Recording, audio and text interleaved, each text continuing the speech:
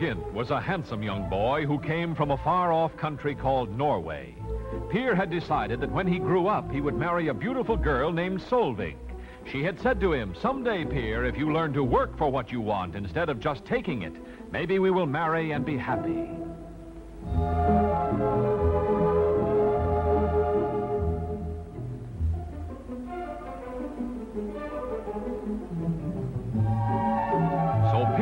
Gone to work as a cabin boy on a great ship.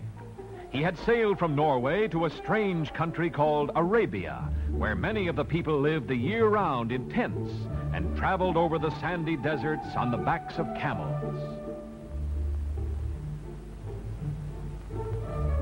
Deep in the desert country of Arabia lived many bands of fierce robbers.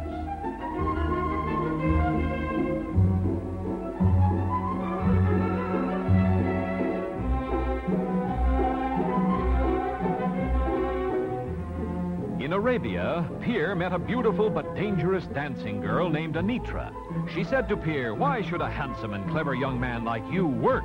I have easier ways to get everything you want. I know how we can steal all the money and jewels from Al-Hamid, the wealthy merchant, and we'll never be caught."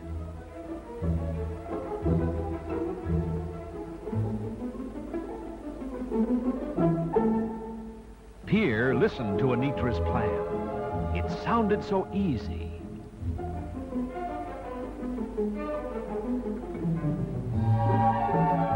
Late that night, when Al-Hamid was away, Anitra showed Peer how to break into the stronghold of the wealthy merchant. It was dark, and Peer was very, very frightened. But he did just as she had told him, and soon found the money and the jewels exactly where Anitra said they would be hidden.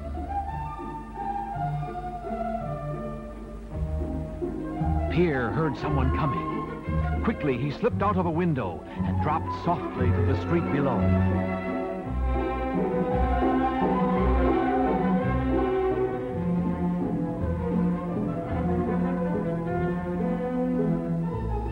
With enough money and jewels so they would never again have to work for anything they wanted, Peer and Anitra jumped on a huge white horse and rode off into the desert.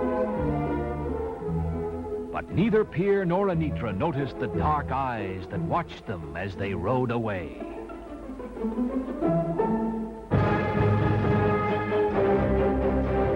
Peer and Anitra rode the great white horse far into the desert. At last they stopped to rest and divide the treasure. Peer began to feel that maybe he should not have listened to Anitra, but when he saw all the money and jewels spread before him, he thought to himself, "How will Solvig ever know?" And greedily he began to take his half. Finally, the two equal shares were placed in separate saddlebags and hung over the great white horse. Anitra told Peer to wait while she ran to the top of a small hill and made sure there was no one in sight. Peer waited. He saw Anitra signal. Had she seen someone? Had they been followed? Anitra came running back. "Peer," she whispered, "go to the crest of the hill and see for yourself." Peer left the great white horse and ran to the top of the hill. He looked into the distance, but there was nothing. He turned, then he saw he had been tricked. Anitra had mounted the horse, and waving back at him, she had galloped away with all the money and the jewels.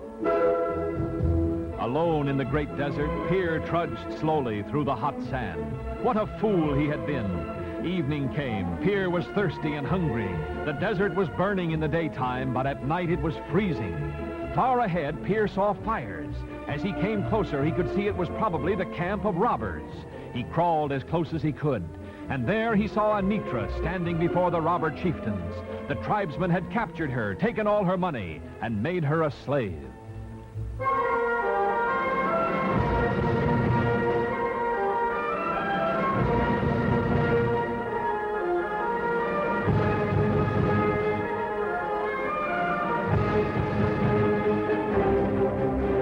Dared not let the robbers find him. He sneaked back into the lonely desert. Through the long, cold night, he trudged over the deep sand.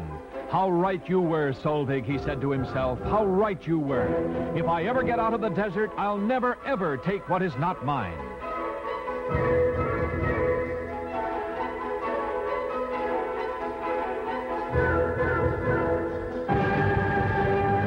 All next day, Pier struggled across the burning desert. And just when he thought he couldn't take another step, he saw the ocean ahead, and he knew he would be safe. He had learned his lesson.